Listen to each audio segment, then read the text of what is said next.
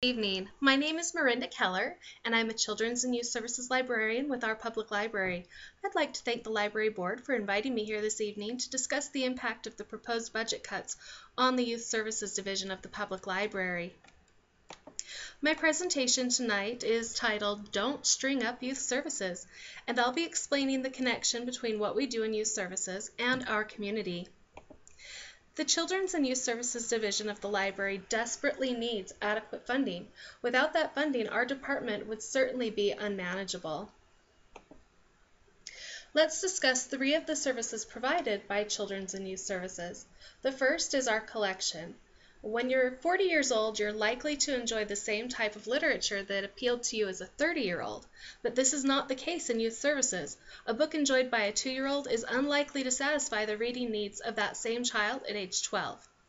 Now, you may ask if some of the children's reading needs are addressed in schools, and that's true, but you must remember that parents and children under the age of 4 have no access to school library books, and schools are not open as often as the public library.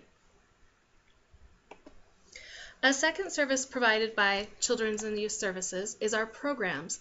Programs like story times, clubs, after-school activities, and summer reading programs have a great impact on the community, which I'll discuss in a moment. A third service provided by the Children's and Youth Services is reference. We are instructing the first generation of youth in the age of information overload. Now, reference services provided by librarians are integral to winnowing the glut of available information to usable information. This service is regularly used by doctors, governments, and companies, and the children of our community deserve this reference service. Now I'll discuss how the previous three services provided by Children's and Youth Services in our public library impact our community. First, we have our collection. The majority of parents cannot satisfy the reading needs of their family, even if they wanted to. And it's important to remember that youth services draws busy parents who've stopped attending the library back into the library with their kids. Next, our programs offer a safe learning environment, model early literacy skills for parents and caregivers, and prevent summer slide. It's important to note that studies have said that reading just 6 books during the summer will prevent the slide that we see when children don't read during their out-of-school times.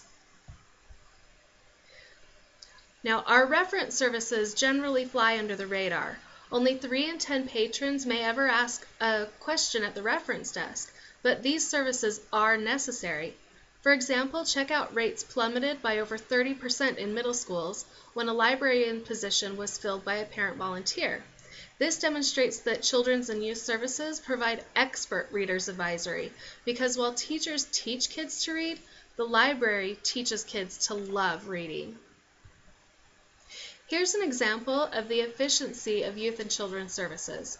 Factually, we simply cannot continue to provide necessary services to impact our community without the current funding levels. However, we are experts at doing more with less. So, I've listed some ideas of what Children's and Youth Services staff are willing to do if the board is able to protect our current funding levels. Now, this is a 2-part plan.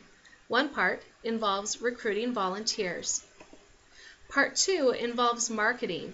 These 2 strategies are a concentrated effort to increase community participation, thereby growing the impact of our services.